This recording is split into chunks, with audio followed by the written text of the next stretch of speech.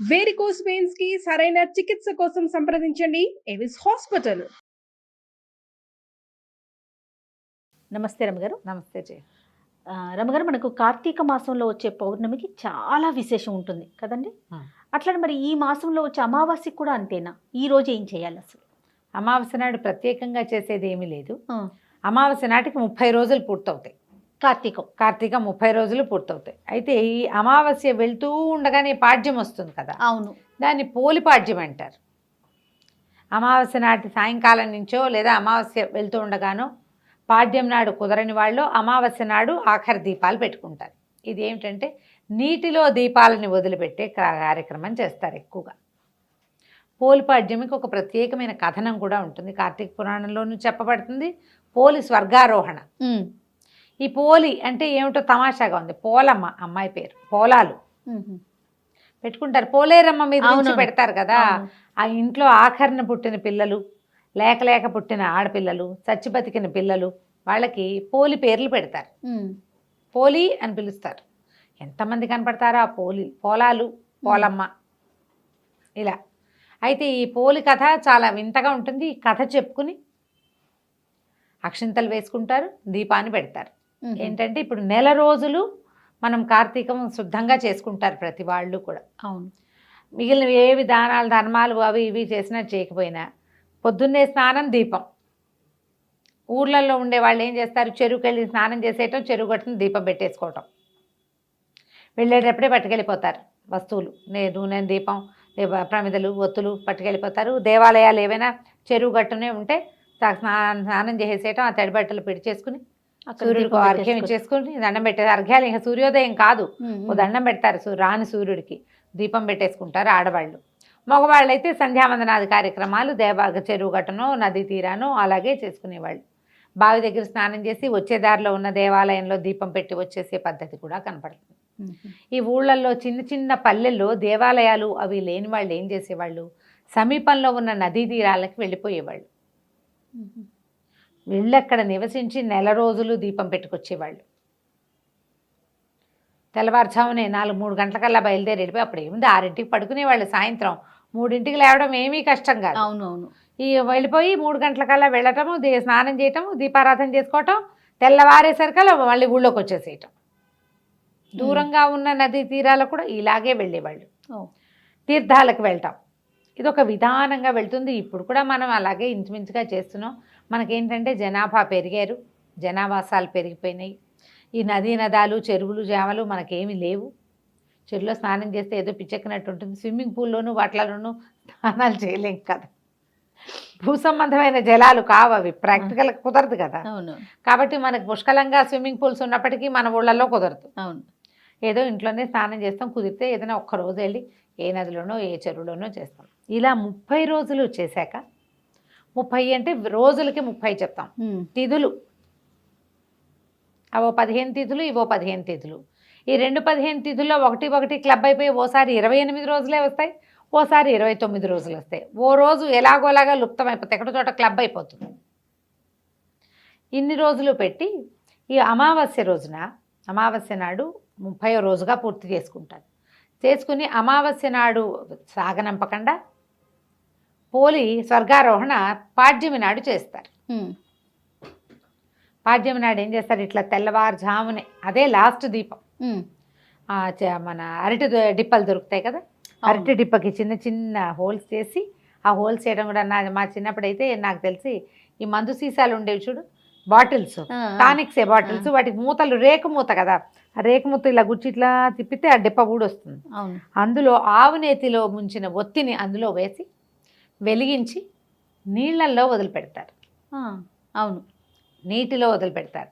దీపాలని వదిలిపెట్టి మళ్ళీ వచ్చే సంవత్సరం మళ్ళీ కార్తీక దీపాలు పెట్టుకుంటామని అంతవరకు పోయి రమ్మని అమ్మవారిని దీపలక్ష్మిని సాగనంపుతాం. పెద్ద పూజా విధానంగా ఏం చెయ్యరు. ఇంట్లో దీపం పెట్టుకోవటం, ఇది పసుపు బొట్టు పెట్టి అరటి డిప్పలకి దొప్పల్లో దీపాలు పెడతారు. ఈ గంగలోనూ అక్కడ కనపడుతూ ఉంటాయి మనకి నదీ తీరాల్లో, గోదావరి నదీ తీరాల దీపాలు వెళ్తూ కనిపిస్తాయి. అరటి డిప్పల్లో చేస్తారు. ఇంత తట్టు మన రైతు బజార్ల నిండా అరటి డిప్పలు దొరుకుతున్నాయి ఇప్పుడు. మనకి ఇక్కడ నీళ్లు లేవుగా, ఏం చేస్తాం, అందుకని మనం ఒక టబ్లో వదిలిపెడతాం. దాని నియమం ఏమిటి, అమావాస్యతో నాడు తెల్లవారుజామున దీపాలు కనిపించడం వెలుగు. ఈ దీపాల వెలుగులో మన పితరులు ప్రయాణం చేస్తారు. ఇలాంటి దీపం మనం ముందు పెట్టాం. అది ఎప్పుడు నరక చతుర్దశి రోజున, అవును, సరిగ్గా నెల క్రితం కదా. అవును, దీపావళి అవును. అమావాస్యకి పెట్టామా, అవును. దీపావళి అమావాస్య తర్వాత అక్కడి నుంచి నెల రోజులు చేసాము చూడు, అలాంటివే యమదీపాలు ఇవి. ఇప్పుడు మన కార్తీకంలో 2 విశేషమైనవి చెప్తారు. జ్వాలా తోరణం ఒకటి చాలా అద్భుతమైందని చెప్తారు. తర్వాత ఇది వెళ్ళే దాన్ని చూసి దండం పెట్టుకోవటం. మనమే చేయలేకపోయాం, ఎవరో వేస్తారు, దండం పెట్టుకోండి, అది కూడా ఫలితాన్ని ఇస్తుంది. ఈ పోలిని పంపించటము, ఆ పోలిని పంపటం కాదు, జ్యోతిని పంపటం. ఈ పోలమ్మ కథ విశేషంగా చెప్తారనమాట. కథ బాగుంటుంది. పూర్వం ఒక నదీ తీరంలో ఒక రజక కుటుంబం ఉండేది, చాకలి వాళ్ళ కుటుంబం, 5 కొడుకులు వాళ్ళకి. అయితే వాళ్ళిద్దరు భార్యాభర్త బాగానే ఉండేవాళ్ళు. ఈ 5 పిల్లలకి పెళ్ళిళ్ళు చేశారు. ఆఖరి కోడలు పోలి. ఈ ఆఖరి కోడలు ఏంటంటే, అది ఇంటి దగ్గర ఒక దేవాలయానికి అనుబంధంగా ఉన్న రేవులో పనిచేసేది చిన్నప్పుడు ఆ పిల్ల. అప్పుడేంది 10 ఏళ్ళకే పెళ్ళిళ్ళు చేసేవాళ్ళు కదా. ఆ దేవాలయంలో వచ్చే కృష్ణారామ అన్నిటికీ స్పందించి పూజా పునస్కారం, దానికి దీపం పెట్టుకోవటం, వేళకి మరి ఉపవాసాలు ఉండటం, గుళ్ళో దర్శనానికి వెళ్ళటము, గుడి ప్రసాద స్వీకారం మాత్రమే చేసి ఉపవాసం చేయటము, ఇలాంటి నియమాలు ఉండేవి. మంచి భక్తి కలిగిన పిల్ల. ఎప్పుడైతే ఈ భక్తి కలిగిన పిల్ల వీళ్ళ ఇంటికి వచ్చిందో, వాళ్ళ అత్తగారికి వీళ్ళ ఊళ్ళో కొంచెం భక్తురాలని పేరుంది, పూజలు బాగా చేస్తుంది అని మంచి పేరుంది, గంగమ్మో ఏదో దాని పేరు. అయితే ఇంత పేరున్న అత్తగారు కోడలు వచ్చాక కోడలు భక్తి ఎక్కువైంది, అత్తగారి భక్తి తగ్గిపోయింది, కష్టంగా ఉండేది. అందుకని ఈ కోడల్ని ఏమీ పూజ చేసుకొని ఇచ్చేది కాదు, విపరీతంగా పనులు చెప్పేది. తను గుళ్ళోకి వెళ్తూ పెద్ద కోడళ్ళని 4 వెంటేసుకెళ్ళేది, కానీ చిన్నపిల్లని రానిచ్చేది కాదు. ఇంట్లో దానికి ఏదైనా కృష్ణారామ అనుకోవడానికి వీలు లేకుండా ఏది చేయనిచ్చేదే కాదు. పని పని పని, పాలు తీయాలి, వెన్న తీయాలి, అది తీయాలి, ఇది తీయాలని 100 పనులు చెప్పేది. ఊపిరాడని రకంగా చేసేది.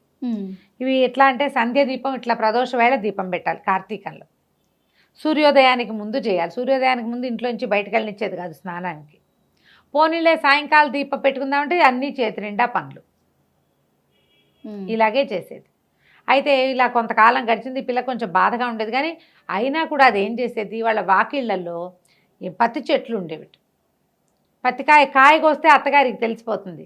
ఆ కాయ ఇట్లా విచ్చుతుంది కదా, టుప్పమని పగులుతుంది. అది పగిలితే పత్తి ఇట్లా తెల్లగా ముద్దలాగా వస్తుంది. అలాగా కొంచెం తీసి ఒత్తి చేసుకునేది, దాంతో చేసుకునేది దీపం. లేకపోతే అరటి నార తీసి, అరటి చెట్ల దవ్వలాగితే నార వస్తుంది, పువ్వులు కడతారు మద్రాసు అయితే, నీకు తెలిసి ఉంటుంది కదా. ఆ నారని సన్నగా పేని అది ఒత్తులుగా వాడుకునేది. ఏం చేసేది, మజ్జిగ చేసి చల్లకవ్వానికి జిడ్డు వెన్న అంటుకుని ఉంటుంది కదా, అలాగా లాగితే గోళ్లలోంచి ఇంత కొంచెం వెన్న వస్తుంది. ఆ వెన్న ఈ ఒత్తికి అంటించి ఆ జ్యోతి వెలిగించి దేవుడికి చూపించేది. ఏదో ఒక రూపంలో రోజు దీపం పెట్టుకునేది. ఇలా ఒక నెల గడిచింది. సరిగ్గా అమావాస్య నాడు ఏం చేసిందట అత్తగారు, మరి అమావాస్య నాడు ఆఖరి రోజు కదా, కోడళ్ళందరినీ తీసుకుని వెళ్ళిందంటే దీనికి ఒక 100 పనులు చెప్పింది. వచ్చేసరికల్లా ఇల్లంతా మెత్తేసి చేసేసి పెట్టేసేయాలని చెప్పి పెట్టేసరికల్లా ఈ అమ్మాయి ఏం చేసింది, ఆ పూట అస్సలు సాగల పాపం. ఈ పత్తికాయ ఒకటి కనపడితే ఆ పత్తితోటి ఇది చేసి ఆ ఒత్తి పెట్టుకుని దీపం వెలిగించి దండం పెట్టుకుందట. అమావాస్య నాటి తెల్లవారుచావున. అమావాస్య వెళ్ళిపోయి పాడ్యం వచ్చేస్తుంది, అమావాస్య వెళ్ళిపోతుంది. ఈ దీపం పెట్టేసరికల్లా ఏమైంది, అప్పుడు దండం పెట్టుకుంది. ఏంటంటే, నేను ఈ నెల రోజులు ఎలాగోలాగా పెట్టాను, ఈ ఆఖరి జ్యోతిని నీళ్ళల్లో వదిలే అవకాశం లేకుండా అయిపోయింది నాకు. అమావాస్య నాడు వదిలిపెడతారని పోయారు వాళ్ళంతా, నీళ్ళల్లో వదిలేందుకు నాకు అవకాశం లేకపోయింది. అందుకని బాణలో వదిలిపెడతానని నీళ్ల బాణలో ఆ దీపాన్ని పెట్టిందట. అయితే సరిగ్గా ఏమైంది, అప్పుడు కార్తీక దామోదరుడు ఆయన పైనుంచి చూస్తున్నాడు నిలబడి. చూసి అబ్బో ఎన్నో దీపాలున్నాయి, మొత్తం దేశం కింద భూమి నిండా దీపాలు, జ్వాలా తోరణాలు కనపడుతున్నాయి, దీపాలన్నీ నడుస్తున్న దీపాలన్నిటినీ చూస్తున్నాడు. చూస్తుంటే ఒక చోట ఇట్లా గుండ్రంగా తిరుగుతోందట దీపం, బాణలో ఉంది కదా. ఆయన ఈ దీపం ఏమిటని ఆసక్తిగా చూస్తే ఈ అమిత భక్తి కలిగిన ఈ చాకలి వాళ్ళ చిన్నపిల్ల, ఒక 18 ఏళ్ల పిల్ల కనపడింది. ఆయనకి ఈ పిల్ల నచ్చి తన పార్షదులను పిలిచి సశరీరంగా ఈ అమ్మాయిని తీసుకురమ్మన్నాడు. ఈ లోపల ఏమైంది, తెల్లారిపోయింది. పాడ్యం తెల్లారితే ఇంకేముంది, వచ్చేస్తారు కదా వీళ్ళు. అత్తగారు తోడుకోడళ్ళు అందరూ బయలుదేరారు ఇంటికి. వస్తుంటే పైనుంచి ఒక విమానం దిగుతూ కనపడిందట, రెక్కలున్నది. చూశారు, అమ్మో ఇంకేముంది, వాళ్ళ అత్తగారు బోళ్ళంత భక్తురాలు గంగమ్మ ఇన్ని రోజులు కోడళ్ళని వెంటేసుకుని 4 రోజులు దీపం పెట్టింది, 4 రోజులు కార్తీక స్నానం చేసింది, దానికోసమే వస్తుందంటే వీళ్ళ పక్క నుంచి ఆ విమానం ఎగురుకుంటూ పోయి పోలి వాళ్ళ ఇంటి దగ్గర ఆగింది. దిగి వచ్చినటువంటి విష్ణు పార్షదులు అమ్మాయిని, రామ్మ నీకు విష్ణు సాయుధ్యం లభించిందని దాన్ని ఎక్కించుకున్నారు. ఎక్కించుకుంటే ఏమైంది, అది పైకి లేచేసరికల్లా అత్తగారు కోడళ్ళు అందరూ పరిగెత్తుకొచ్చారు. దీనికి స్వర్గం వచ్చేస్తోంది, మనకు రావట్లేదని అయితే కాళ్ళు వేళ్లాడేసుకుని ఒక కొసకి కూర్చుని ఉన్న ఈ పోలి కాళ్ళు పట్టేసుకుంది అత్తగారు. ఆ అమ్మాయికి దేవుడు ఏవో కథలు తెలుసు, కానీ ఈ స్వర్గాలు, ఆరోహణలు, తర్వాత విమానాలు, వాటలు కూర్చోటాలు దానికి ఏం తెలుసు. అందరు పెద్ద మగవాళ్ళు ఉన్నారని సిగ్గుపడి ఒక కొస కూర్చుని కాళ్ళు వేళ్లాడేసుకుని స్తంభం పక్కన కూర్చుంది. ఆ వేళ్లాడేసుకున్న కాళ్ళని పట్టేసుకుంది అత్తగారు. అత్తగారి కోడళ్ళు పెద్ద కోడలు కాళ్ళని చిన్న కోడలు అలా వరుసగా ఒకళ్ళ కోళ్ళు అక్కడ పుచ్చుకుని మొత్తం ఐదుగురు కోడళ్ళు వీటి అత్తగారు వేళ్లాడుతూ ఉన్నారు పైన. విమానం వెళ్ళిపోతుంది. ఇంతలో ఈ విష్ణు పార్షదుల లోపల కూర్చున్న వాళ్ళు చూశారు, ఎవరో వచ్చేస్తున్నారు, వీళ్ళంతా సశరీరంగా తమతో పాటు స్వర్గారోహణ చేస్తున్నారని. ఆయన యువతలకు వచ్చి ఆ అత్తగారిని చూసి, కోడల్ని దీపం కూడా పెట్టుకొని ఇవ్వలేదు, నీకెందుకు స్వర్గం లభిస్తుంది, నువ్వు ఏ అవకాశం ఇవ్వకపోయినా మానకుండా కార్తీక దీపం పెట్టింది కాబట్టి ఈ అమ్మాయికే స్వర్గం, నీకు స్వర్గారోహణ లేదని చెప్పేసి ఆడు చేతులు తెగొట్టేశాడు, కత్తిపెట్టి కొట్టేశాడు. 4 కోడళ్లతో సహా అత్తగారి భూమి మీద పడింది. ఎక్కడో తలా చోట పిట్టలాగా రాలి పడ్డారనమాట. చెట్టు మించి రాలిన పళ్ళు తలా పక్కకి పడ్డట్టు పడిపోయారు. ఈ పోలమ్మని మాత్రం స్వర్గానికి తీసుకెళ్ళిపోయారు. ఈ స్వర్గారోహణ కథ చెప్తారు. ఈ పోలమ్మని తలుచుకుని అక్షింతలు వేసుకోమంటారు, పసుపు కుంకం చల్లుతారనమాట ఆవిడ కోసం. అట్లా ఈ దీపానికి మనం ఎందుకని ఈ పాడ్యమి నాడు వదిలిపెడతారు. అమావాస్య నాడు కూడా వదిలిపెట్టచ్చు, కొన్ని ప్రాంతాల్లో చేస్తారు.